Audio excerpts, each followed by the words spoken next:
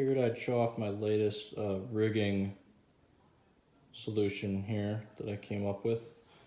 Just got stuff, kind of had to do a little bit of grinding to get stuff to fit, so I still have to do a bit of cleanup. But this is the test fit.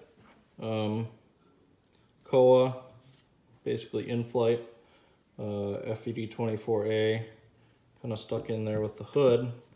And here we have the typical rail block setup right here that Rapido provides. But then I've also attached right here, you can see these two screws in there, two bolts. To the top of it, this, what used to be a NATO, I've ground it down here to clear this vertical bar, but this NATO single rail clamp out the side for a third rail. These are the standard 15 mil support rails, which, you know, go on the front of your camera right there like that.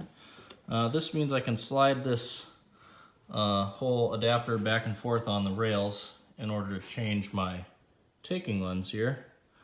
And I won't have to actually remove my focus motor.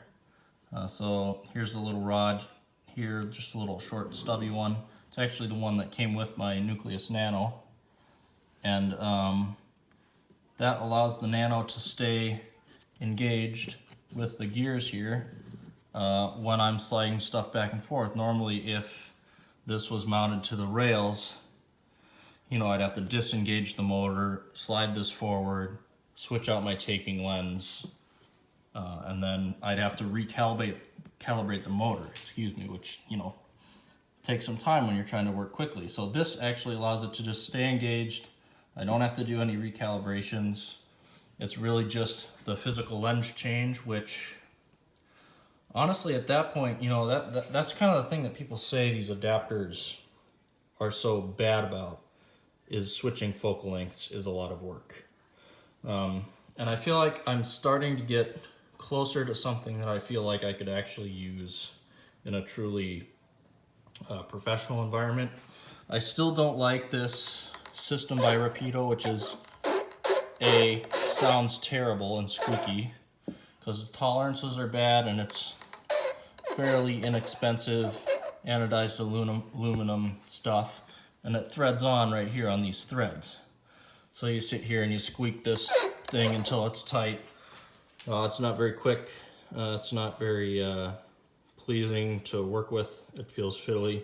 So I think that's just about the last piece of this puzzle. I'm probably going to get some form of an 80 millimeter clamp that just allows me to clamp onto, this is darn near 80 millimeters. So if I put standard 80 mil fronts on all of my prime lenses, I can just back this up on the rails right onto them and then have a, you know, a clamping sleeve that will thread on here and just remain on here with a thumb screw to tighten it down. The one thing I worry about a little bit with that is, like, it should keep things fairly optically centered, but you will have to make sure that you get the taking lens sort of bottomed out all the way around up against this so that things aren't, you know, there isn't any like sort of lens tilt going on. But really the Rapido support here is really solid and supports things on the rails and keeps everything parallel.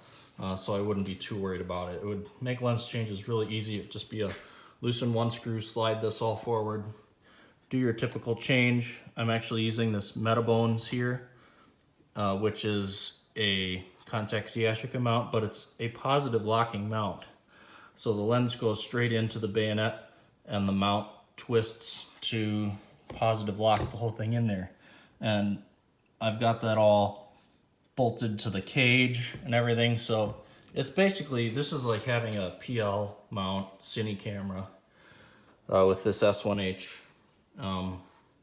which for anamorphic is especially important to keep things all really locked down and not wiggling and wobbling. I mean, that's how you really work professionally. EF is becoming bigger in the professional world, but I still think it's, unless you get a positive locking EF mount, the regular ones are still more photo grade than true cinema grade. So this makes me feel like I've pretty much got a cinema camera. Not an airy PL mount, but a positive locking mount nonetheless. So I feel like I've got a couple little things to tackle, mainly this clamping here, and then the other thing is filtration. There's a couple ways I could do it. There are some adapters that are not PL that have ND built in.